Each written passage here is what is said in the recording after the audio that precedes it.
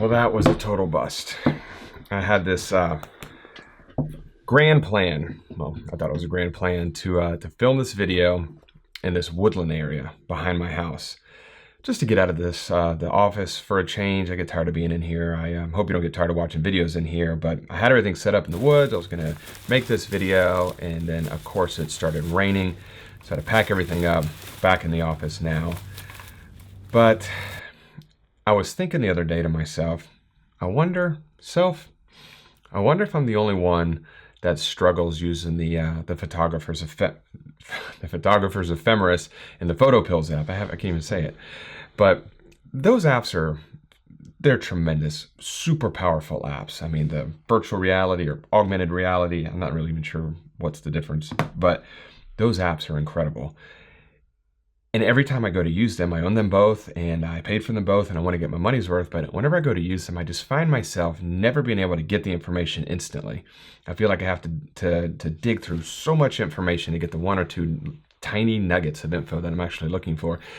And it's probably because I just don't use them a whole lot. I'm sure if I really started to use them a lot, I'd become very familiar with them because the apps are absolutely fantastic. They're two of the most popular out there for a reason. But they are apps that I just don't use them.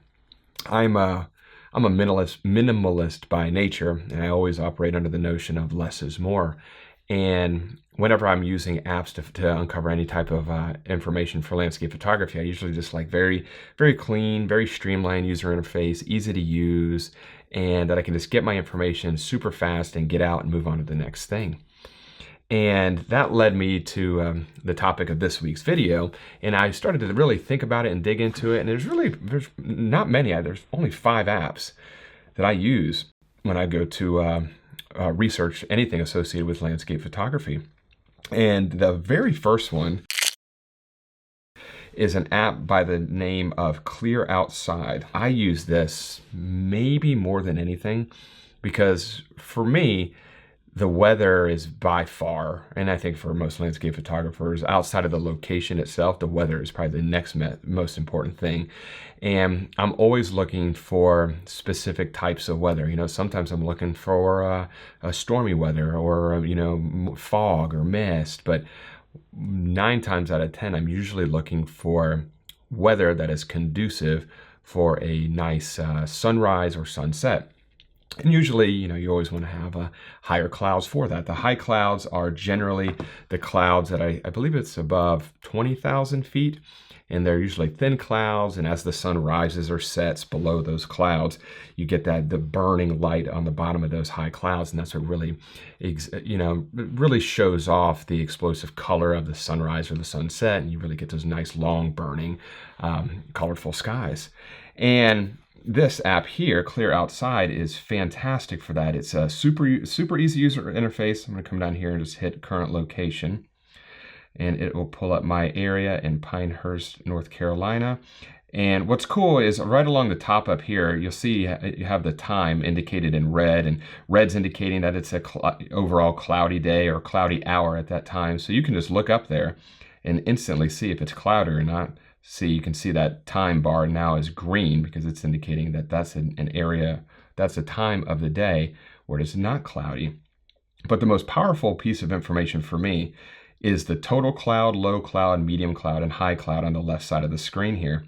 If you see where it says total cloud and you see it say 100, that's an indication that overall day is going to be extremely cloudy and you might not want to photograph that day unless you're looking to capture some type of a moody imagery. And the low cloud and medium and high cloud. And what I usually am looking for is something where the low cloud value is either 0 or in the single digits, and the same thing with the medium cloud, but the higher cloud is somewhere like, above 40, 50, 60, somewhere right around that range. If the high clouds get to be 100, then that might even be too much high clouds. But nevertheless, this is just a great tool to identify the likelihood of the type of cloud cover you're going to have. If it's a super cloudy day and I'm looking for, or I have a location that is really going to hinge heavily on the sky, like the image that I shot from the Bodie Island Lighthouse from a video a couple weeks ago. That scene really required a very colorful sky, in my opinion, to make that image work. So I really paid attention. I think I looked at this app for almost a month maybe, looking for the perfect scenario, and it worked out. So just looking for the cloud cover, specific cloud covers, definitely high clouds, is fantastic. And this app is extremely accurate for that. This has really never steered me wrong. And some of the additional information this has, of course, it'll tell you if it's going to rain or not. It'll tell you the chance of rain, how much rain, it measures it in inches, the wind. What else is really cool? Where is it? Oh, it's the fog right here. So you can see where the fog, if it's green and it has a 0, chances of fog are very slim. But if you see a 100 and it's red, you can assume that there's a very high chance that there's going to be fog in that area. And it bases it off the dew point and the temperature. So whenever the dew point and the temperature are very close within a couple points, I think that's, I'm not a meteorologist or anything, but I think that's the combination for fog or mist. So that's what Clear Outside is looking for.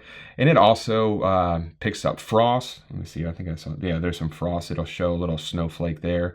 But, and of course, dew point, humidity, feels like temperature, the overall temperature. But that's it. That's all the information. And honestly, that's really all I need from this app. It's not too much, it's not too little. The user interface is super simple, and most importantly, it's very accurate. So the Clear Outside app is something that, like I said, I use it just about every single day when I'm researching or planning an upcoming photography shoot. Now, the second app is an app called Meteor Earth, and this is similar to Clear Outside because the information that I get from Meteor Earth also has to do with cloud cover as well. And here it is right here. I think this is set on, yeah, it shows Banff National Park. And you can come down here to cloud cover and just press it and actually swipe up. And, whoops, there we go. And this will also show you the cloud cover. So this bar right here at the bottom indicates low clouds. The one in the top indicates medium, or one in the middle, I'm sorry, indicates medium clouds, and the one at the top indicates high clouds. So you can select this. So I just selected high clouds, and you can hit play. And you can actually, I'll speed it up here. And you can actually see the clouds moving through the area. Let me zoom out just to make it a little bit easier here. And you can actually see the clouds move, you know, and it moves from daylight to night, so you can see the lights from the cities.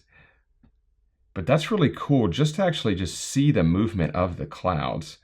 And if we hit play, you can actually see them moving through here. And I like to use this. One, I think it looks really cool. But two, it helps me to confirm what I see on Clear Outside. And they usually are pretty in sync. This also just shows me exactly where the clouds are moving in, how they're going to move in, whether they're low clouds, medium, or high clouds. So I think this is great for that. It also shows things like pressure. So you can select the pressure when I believe when the bars are closer to each other, that's a windier environment. And there's also just the actual wind. And you can see the wind blowing. I think these are like little balloons, I guess, just to show that. But that's pretty neat. And of course, it also has precipitation.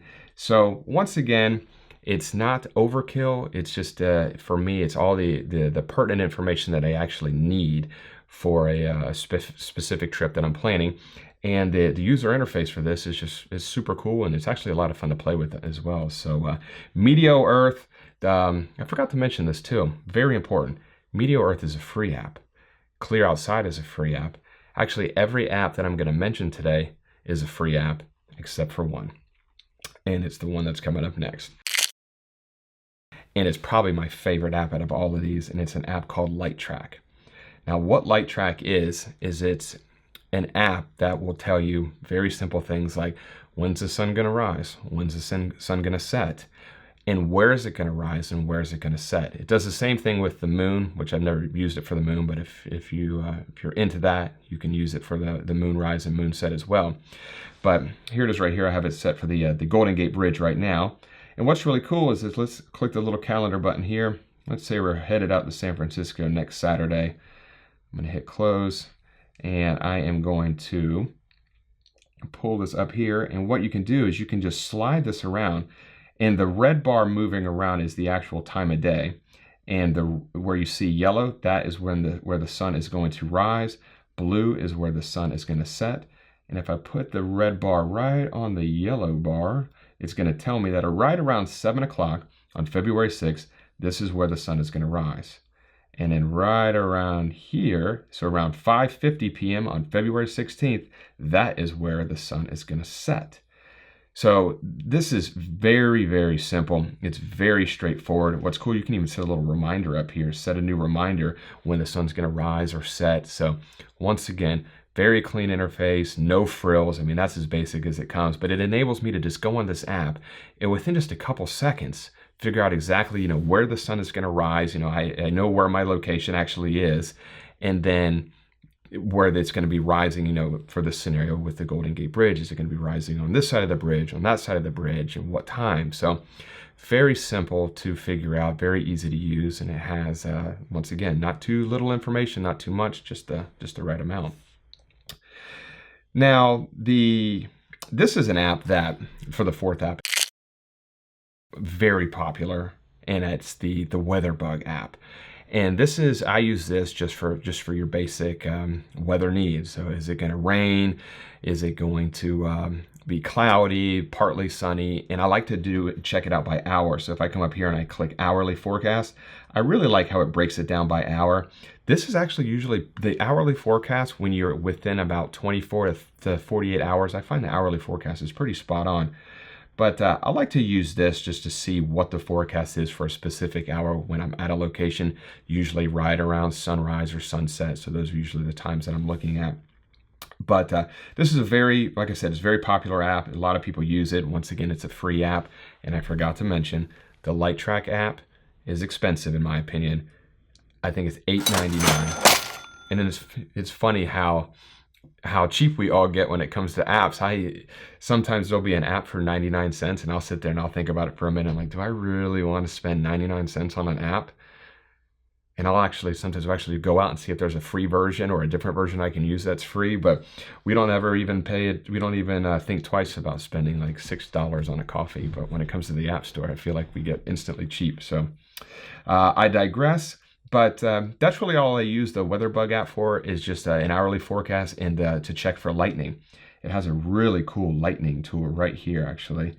And it will show you, it'll indicate it with like a little lightning mark where lightning is near you. And as you can see, there really isn't anything near me right now, but 1,593 miles away, there definitely is. So I think that's pretty cool. If you're into storm chasing or anything like that, and I've done this before where there's some lightning in my local area, and I might drive over there just to see if there's something interesting to capture, because there is nothing cooler than those super dramatic skies. And if you can capture an actual lightning bolt in those images, that's even better. So the WeatherBug app is tops in my opinion when it comes to just your general weather forecasting app. And the final app, once again, a free app, is Google Earth. Everybody uses Google Earth. This isn't any late-breaking information, but I just find that this is just an absolutely incredible app. It's super accurate, it's easy to use, and I use it every single time I'm going on location to any kind of a shoot. If I just hit the little magnifying glass at the top, let's type in, this is where I was just a couple of weeks ago, Bodie Island Lighthouse. Right there at the top. And I use this to plan out really my entire shoot from a couple weeks ago. And it's for me, the most important thing about this is just the ability to be able to, where is the lighthouse? I touted how accurate it is. There it is. Just to be able to see the surrounding area of where I'm going, because I like to try and figure out a composition or try and get a general idea of a composition before I even get to the location, just to really get a good feel of it, just to alleviate the amount of running around I have to do, because usually I'm a sunrise guy. I like the sunrise shoots the best, and you're almost always in the dark before the sun actually rises, of course. So there's a lot of stuff I try and do beforehand, so I'm just very familiar with the location before I actually get there. And Google Earth is the #1 app in my opinion for that, just to, like I mentioned, just get a good idea of the surrounding area where I'm going to be, just to try and be as prepared as possible. So those are the 5 apps that I use for all of my outdoor photography, and I hope you didn't know all of those, and you were able to get a little bit of information from some of those. And if you have any questions, definitely let me know in the comments below, and I guarantee I will get back in touch with you. And as always, I appreciate you watching, and I'll see you next week. Bye.